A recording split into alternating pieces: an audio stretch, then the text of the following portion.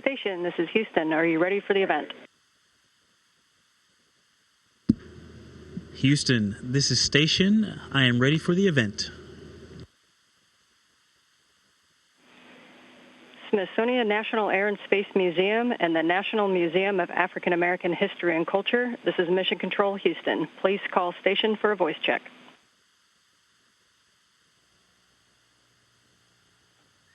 Station, this is Christopher Williams with the National Museum of African American History and Culture and the Smithsonian National Air and Space Museum. How do you hear me? Chris, it's great to hear you. I have you loud and clear. I'm ready for the event. Awesome. We are really excited to be speaking with you today. How's your mission been so far? It's been amazing, and it's hard to put into words how awesome it is to be up here. There's so much great work going on, such a great crew with my 6 colleagues, and all of the support, knowing that you guys are down there cheering us on. It's just been phenomenal.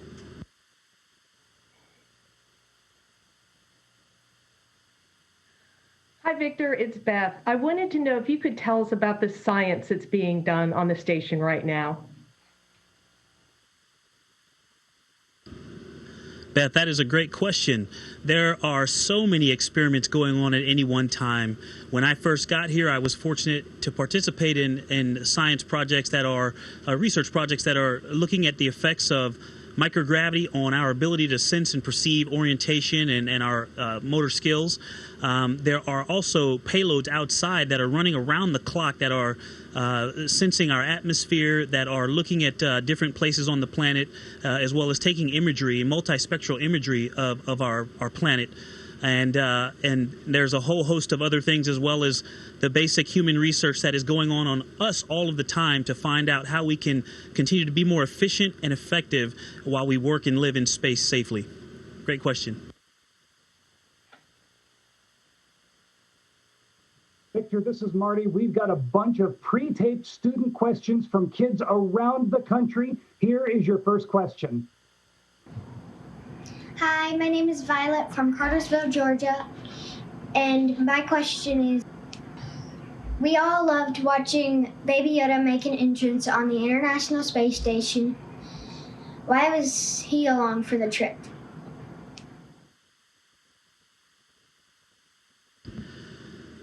So that's a great question. We have a tradition of bringing along something in the spacecraft that we can use to visually tell when we're in microgravity. Because we're strapped into our seat so tight in order to keep us safe for launch loads, we have something that can give us the sensation that we're in microgravity because it floats. And so we brought along the child, the character, that everybody refers to as Baby Yoda, in order to let us know when we were experiencing microgravity. And if you were able to see our launch, you could tell that we all were well aware when we got into space on orbit. Hi, I'm Kate from South Riding, Virginia, and my question is, do you play with your food in space?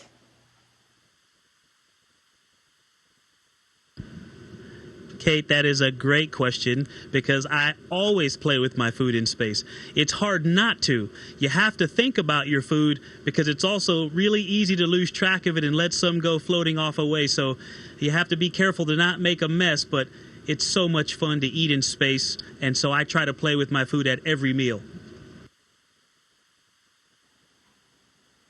Hi, I'm Bella from Fort Owens, California, and my question is, what are the colors like when you look out the window at Earth? Oh, that's another great question. The colors are so rich and so beautiful because you're seeing it the way that it really is. The color of the ocean, when you're far away from the coast, it seems to be a different blue. They're just so rich and there's so much detail. It really is different than any picture or video that I've seen to see it with your own eyes and just a thin pane of glass between you and outside. It's amazing. I think you should get up here and see it for yourself.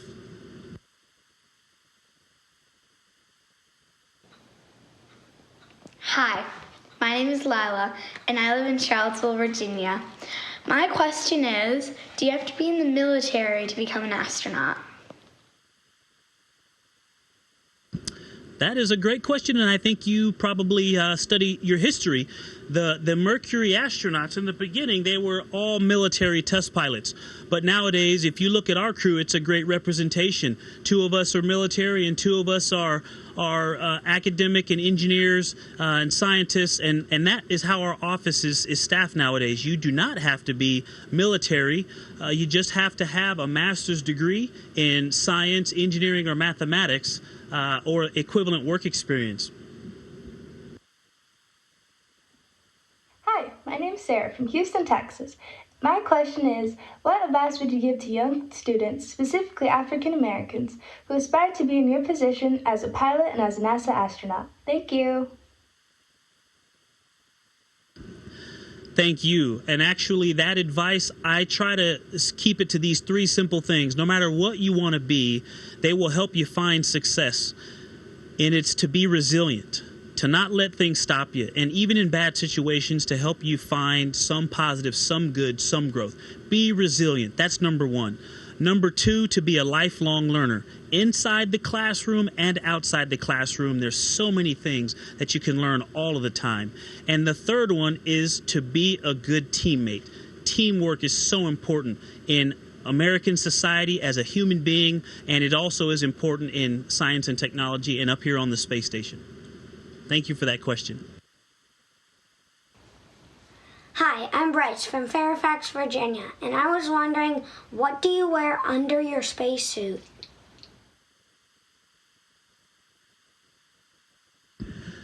Well, it depends on what kind of spacesuit we're talking about.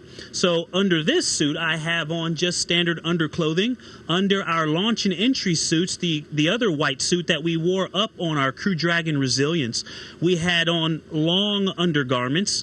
And in our spacesuit that we go outside to do spacewalks in, we actually have on a similar long garment, but on top of that, we have something called the liquid cooling and ventilation garment, which has water running through it to keep us cool and air moving through to keep our skin dry and to keep us comfortable. Really good question. Hi, my name is Reese. I live in Lowell, Maryland. My question is, how do you stay in touch with your family while on the International Space Station?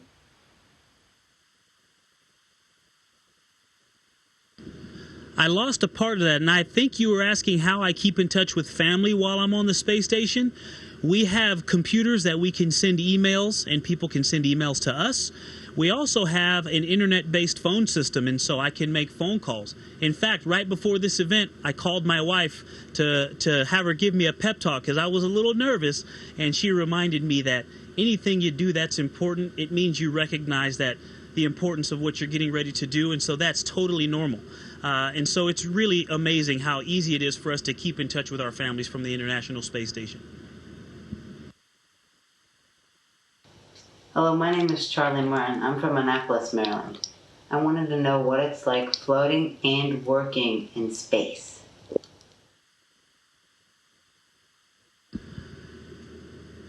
Well, working in space is very busy. There is a lot of work between science, the basic upkeep and maintenance of the space station, as well as we live here, so we have to keep it clean. This is where we eat, and we also spend time socializing with one another.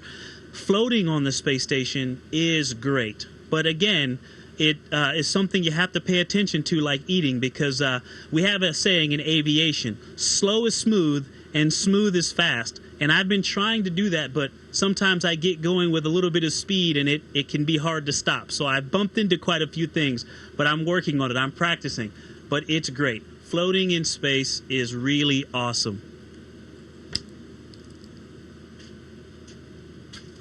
My name is Siani Brown. I'm from Philadelphia, PA. My question is, when you get back to Earth, how long does it take before you can walk? That is a great question, and since this is my first time flying in space, I'm hoping that it's going to be very quick. You may have seen Bob and Doug on the first Crew Dragon mission, they flew home, and that same day they walked off the airplane and actually sat through a press conference. So I really hope that I can fly home from launch and that same day walk off that airplane. That's going to be my goal, that same day that we land, to be able to walk. Good question. Hi, my name is Felix, and I'm from Stuttgart, Germany. My question is, how important is teamwork to being an astronaut? Wow. I could spend this whole time talking about the importance of teamwork. It is absolutely vital. From the 4 of us that flew up on our Crew Dragon training during a pandemic, it was very evident how important it was for us to think about and take care of one another. We had to live together and eat together because of some of the restrictions due to training in a pandemic.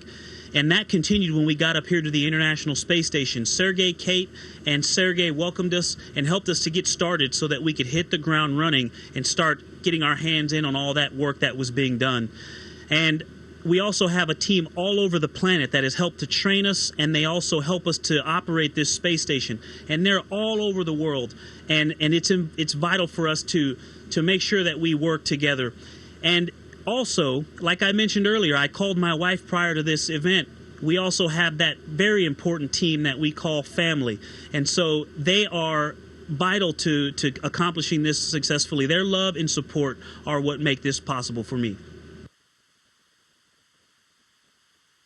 Hi, I'm Tammy Adams, principal of Horace Mann Elementary School in Oakland, California.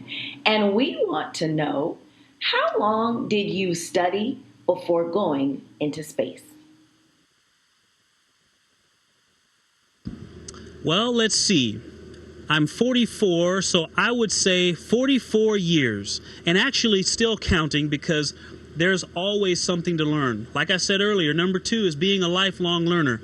And this job, the one constant is that you're going to always have to learn something. As spacecraft technology changes, scientific instrumentation changes, or just the configuration of our space station changes, there's always something to learn. We may be getting ready to go on a spacewalk very soon, or getting a bunch of new science and other equipment on the SpaceX Cargo Dragon that's coming up, and both of those things are going to be something that I'm going to have to spend some time studying for, and already have been studying for.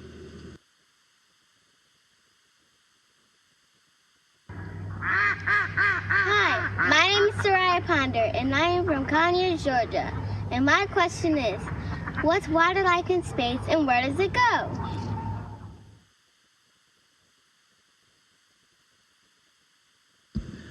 Water in space is pretty amazing.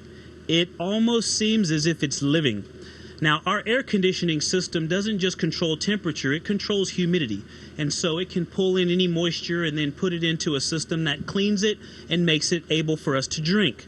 But watch this. This is my water bag, and I'm going to let a little bit of water out. And you see, if I was to do that on Earth, it would make a bigger mess than I'm making right now. But you see that droplet that's just floating there? I can drink it right out of the air without it falling on the ground. It's pretty amazing. Like I said, I always play with my food up here.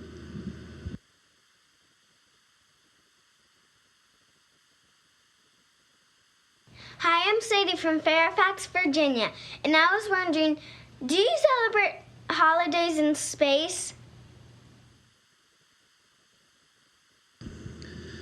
Yes, we do. Just like your family may celebrate certain holidays, or you get certain ones off of school or work, and then other ones you may have to go to school or work for, we get certain holidays off. And like your family, there are certain holidays you may celebrate and certain ones that you may not, but somebody else's family might celebrate. Our family up here is international. Right now, our crew represents the United States, Russia, and Japan, and so we celebrate holidays from all different parts of the world.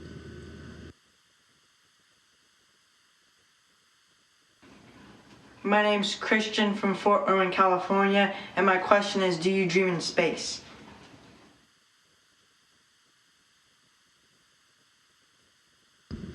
You know, if you're talking about when you fall asleep, do I dream? I absolutely have dreams. Sleeping up here is great. It's so comfortable to sleep in this nice, relaxed position that your body takes when you get into your sleeping bag. But you know what? I also dream when I'm awake. I stare out that cupola window at our beautiful planet and imagine being in some of the places I've never actually set foot on, but being able to fly overhead. I am sitting in that window or those windows and daydreaming. I wish it was all day long, but for a good portion of the day. So even when I'm awake, I'm up here dreaming as well. Hi, my name is Anya. I am from South Riding, Virginia. And my question is, where is the International Space Station right now? How fast does it travel? How high up are you and what are you over right now? So the space station is actually passing over the Gulf of Mexico, and very soon we're going to cross over Florida and fly up the East Coast right over the Smithsonian museums, right over Washington, D.C. The space station is at an altitude of about 250 miles, and our speed is 17,500 miles an hour, and that allows us to circle the globe once every 90 minutes or so.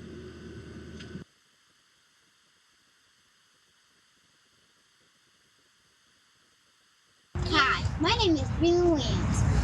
I'm a third grader at Sally B. Howard School, and my question is, how many challenges did you face to become an astronaut?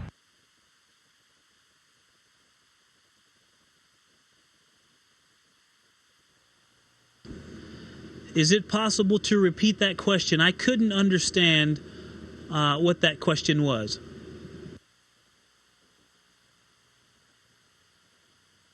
What are some challenges you face becoming an astronaut? Oh, I'm really glad I asked you to repeat that one. You know, becoming an astronaut, I would say it took me my whole life getting up to that point. The education, the athletics, the family support, the church, and all the work in the community. And the greatest challenges for me becoming an astronaut were the moving that I did with my family as a military family. We moved from place to place, and it sometimes meant leaving the people that you loved. And even in this job now, we have to leave home for long periods of time and spend time away from the people and the things that we love. And so it's important, again, that first team, that family, to have a great relationship and a great bond so that you can pick up where you left off when you get back. But for us, our family has been, it's been moving a lot on the way to becoming an astronaut. Hi, my name is Andres Jacobson. I live in Alexandria, Virginia. My question is, do your muscles act different in space?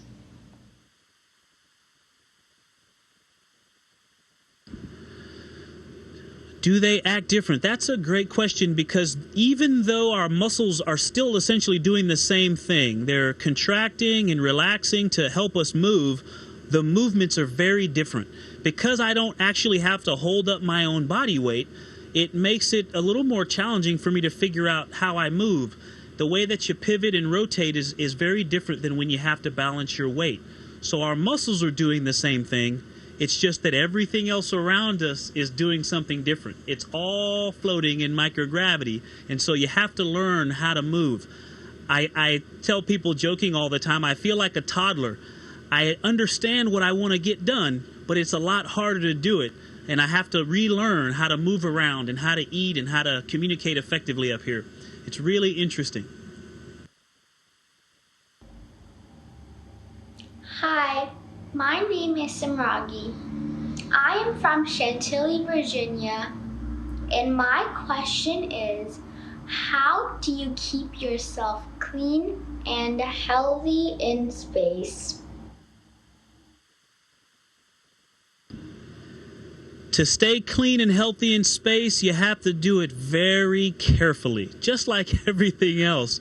You know, With the pandemic going on right now, we talk a lot about hygiene and how important it is to keep yourself clean and to keep the things around you, your environment, clean. And that's true up here. It's actually very clean up here. And because of that, we try very hard to keep it that way and to also keep ourselves clean. But we have hot water and soap and the ability to do hygiene up here just like you do on the ground, except we don't have easy access to, say, a shower or a bathtub, as that wouldn't work in microgravity. So we have to find ways to improvise and use the surface tension of water, for example. If I had taken that droplet of water and just stuck it to my head, it would stay there because it's attracted to the surface of my skin.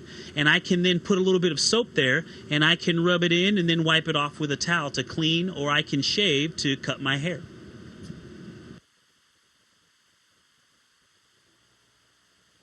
Victor, thank you so much for talking with us today and answering all of these questions. We hope you have a great mission, and we look forward to seeing you at the Smithsonian when you get back to Earth. It's been great talking to you, and it's been a while, but it's great to talk to both of you, and I look forward to it as well. Thank you so much. Thank you to the kids out there. Continue to take care of yourselves and take care of one another, and let's explore together. Station, this is Houston ACR. That concludes the event. Thank you. Thank you to all the participants from Smithsonian Air and Space Museum and the National Museum of African American History and Culture. Thank you, Victor, for your time. Station, we are now resuming operational audio communications.